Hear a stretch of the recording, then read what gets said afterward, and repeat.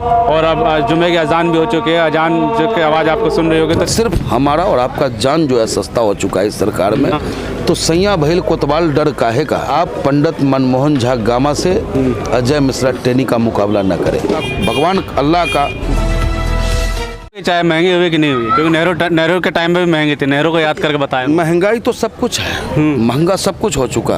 सिर्फ हमारा और आपका जान जो है सस्ता हो चुका है इस सरकार में। बकरा भी महंगा हो गया, 700-800 रुपये किलो बिक रहा। हमारी आपकी कीमत इस सरकार में नहीं है, मनुष्यों की कीमत नहीं है। मनुष्य की कीमत नहीं है। बात करें इन्होंने मनुष्य की कीमत नहीं है और बकरा महंगा हो गया, तो याद आ गया कुछ वाक्य लखीमपुर खीरी में जब किसानों पे गाड़ी चढ़ाई गई थी।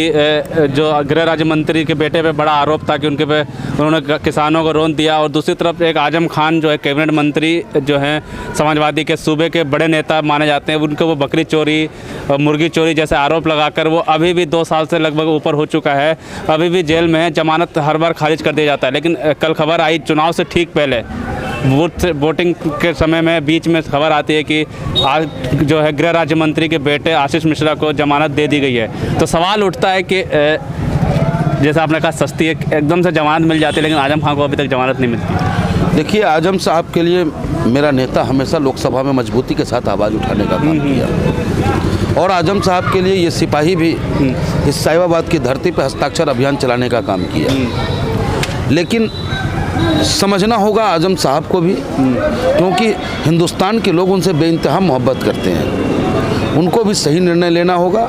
आपने देखा कि किस तरीके से उनको अपमानित करने का काम समाजवादी पार्टी ने किया है। चंद सीटें जब उन्होंने मांगा तो वो देने से इनकार कर दिया जाता है। चलिए, मेरी शुभकामनाएं हैं उनके साथ। जमानत और भी बात करते हैं, आशीष मिश्रा को जमानत मिल गई। जहाँ तक आशीष मिश्रा की बात है, तो सैया भइल कोतवाल डर काहे का। मेरा नेता भी हम कहा था कभी टाइम्स नाउ पे कि आप पंडित मनमोहन झा गामा से अजय मिश्रा टेनी का मुकाबला न करें। क्या पंडित मनमोहन झा गामा का बेटा अपनी गाड़ी से किसी किसानों की हत्या की? क्या पंडित मनमोहन झा गामा का बेटा बदमाश है? ऐसा कहकर के आप पंडितों की तौहीन करने का काम कर रहे हैं। और ये चुनावी फंडा था, और चुनाव अब नज़दीक आ रहा है पूर्वांचल की ओर, इसलिए उनको जमानत दे दिया। पहले दिन वोटिंग हो रही है और जमानत मिल जाती है वोटरों को प्रभावित करने के लिए। लेकिन ब्राह्मण वो तबका है जो राजनीति के नब्ज को पकड़ता है।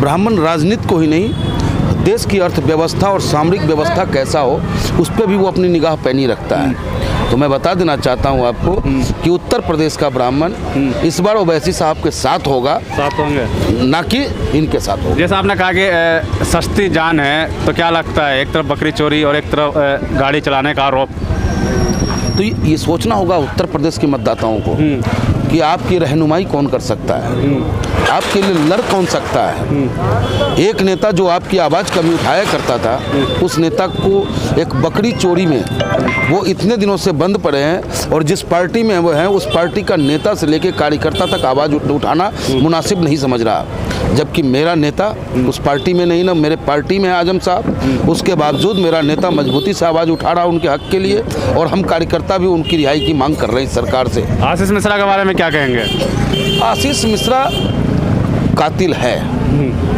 आशीष मिश्रा प्लानर कातिल है। सोच समझ के किया गया वो उन किसानों का निर्मम हत्या है, और उसका जमानत होना इस पता साफ जाहिर करता है कि उत्तर प्रदेश में अराजकता का माहौल है। उत्तर प्रदेश में सत्ता संरक्षित अपराधियों का बोलबाला है। सत्ता संरक्षित अपराधी जब चाहे जो चाहे वो कर सकता है। आम लोगों को भय है। आप देख सकते हैं कि मेरे नेता के ऊपर किस तरीके से उसी नाथूराम गोडसे के सोच के व्यक्ति ने जानलेवा हमला किया।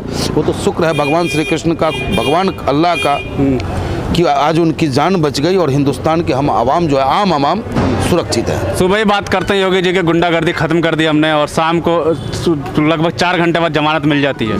तो उत्तर प्रदेश में गुंडे नहीं हैं, गुंडा मुक्त प्रदेश। गुंडागर्दी खत्म नहीं की इन्होंने, नहीं गुंडों को खत्म किया। फिर हाँ, इन्होंने गुंडागर्दी का नामकरण बदल दिया है।